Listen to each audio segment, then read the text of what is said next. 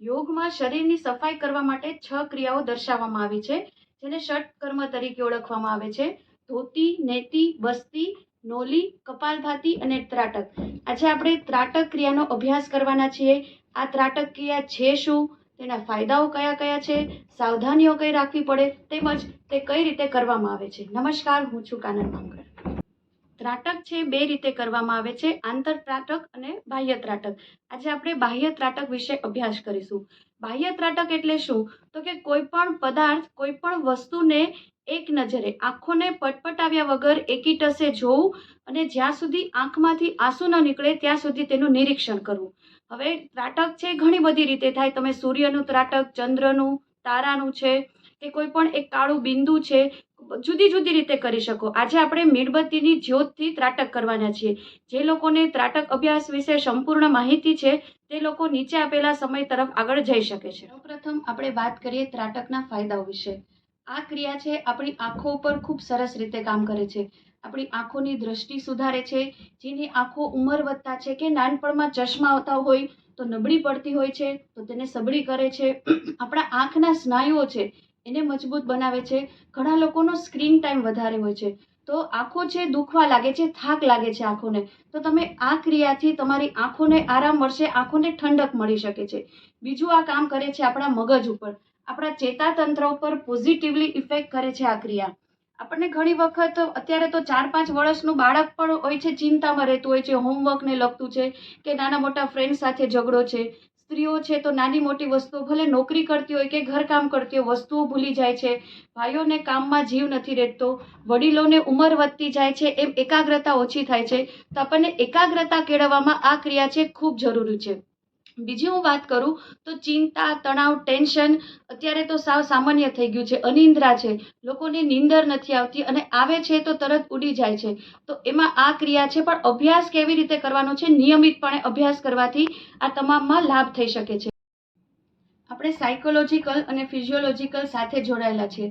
તમે ઘણી વખત માર્ક કર્યું હશે કે તમે જ્યારે બહુ ચિંતામાં હો છો ને ત્યારે તમને બહુ તરસ લાગી હોય છે તો પણ તમને પાણી પીવાનું યાદ નથી આવતું. પરંતુ તમે આ ક્રિયા કરશો, નિયમિતપણે અભ્યાસ કરશો, ત્યારે તમારી એકાગ્રતા, તમારે જ્યાં જે ફોકસ કરવું છે તે વસ્તુ ઉપર તમે ઇઝીલી કરી શકશો.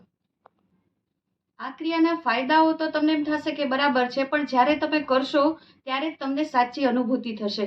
પણ હું અહીંયા કેટલીક સાવધાનીઓ વિશે વાત કરીશ કે જે લોકોએ આંખો નબળી છે અથવા તો આંખોની સર્જરી કરાવેલી છે, મોતિયો છે, તે લોકો છે એ 3 થી 4 મહિના સુધી ત્રાટક ક્રિયાથી દૂર રહે.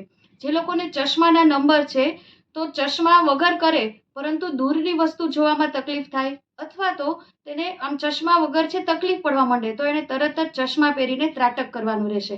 તો હવે જાણીએ કે આ ક્રિયા છે કરવામાં કઈ રીતે આવે છે.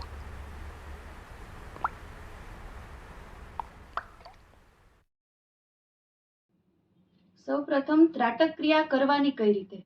આપણને કોઈ પણ કમ્ફર્ટેબલ આસનમાં બેસવાનું. સિમ્પલ પલોઠી વાળીને હું અત્યારે બેઠી છું. મીણબત્તી છે કેટલે દૂર રાખવાની, તો તમારો આખો હાથ છે ને આ રીતે એટલું દૂર થાય એટલી તમારે રાખવાની. તમારા આંખોને પેરેલલ, વધારે પડતી નીચી પણ નહીં અને વધારે પડતી ઊંચી પણ નહીં. તમારા શ્વાસોશ્વાસથી જ્યોત છે એ હલબલવી જોઈએ નહીં. એવા રૂમમાં બેસવાનું જ્યાં કોઈ હવાની અવર જવર ન હોય, કોઈ ઘોંઘાટ ન હોય, ઇવન ફોનની રિંગ પણ તમને ન સંભળાવી જોઈએ. માત્ર તમે અને મીણબત્તીની જ્યોત, એક ધારું જ્યોતને જોવાનું છે. જે ક્રિયા છે એ નવી નવી રીતે કરે, નવી શરૂ કરી હશે, તેને હજી બહુ બધા વિચારો આવશે, આજુબાજુની વસ્તુઓ દેખાશે. તો 1 મિનિટથી શરૂઆત કરવાનું. જેવી રીતે તમારો અભ્યાસ નિયમિત બનશે એવી રીતે તમને જ્યોત સિવાયનું આજુબાજુ છે બધું ધૂંધળું થઈ જશે. તો આપણે એક સાથે શરૂ કરીએ. ટટ્ટાર બેસવાનું છે, પોસ્ચર યાદ રાખવાનું. એવા કમ્ફર્ટેબલ પોઝમાં બેસો કે તમારી બેક છે ને તકલીફ ન પડે, વારે વારે હલનચલન આ રીતે ન કરવી પડે. એક ધારું જોવાનું છે. આંખોમાં પાણી નીકળવા માંડે એટલે તરત જ આંખોને બંધ કરી દેવાની છે. આપણે આ ક્રિયા શરૂ કરીએ. એક ધારું જ્યોતને જોવાની છે એકીટસે. આંખો દુખવા લાગે, ન મજા આવે તો તરત આંખો બંધ કરી થોડી વાર રેસ્ટ આપીને શરૂ કરવાની છે.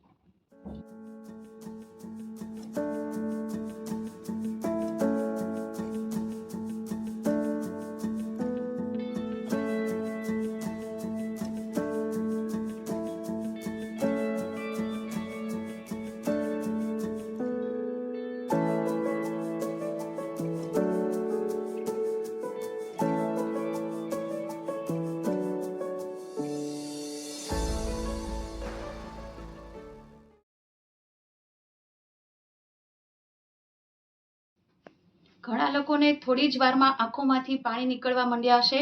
આંખોની ગરમી જ છે જે આ રીતે બહાર નીકળે છે.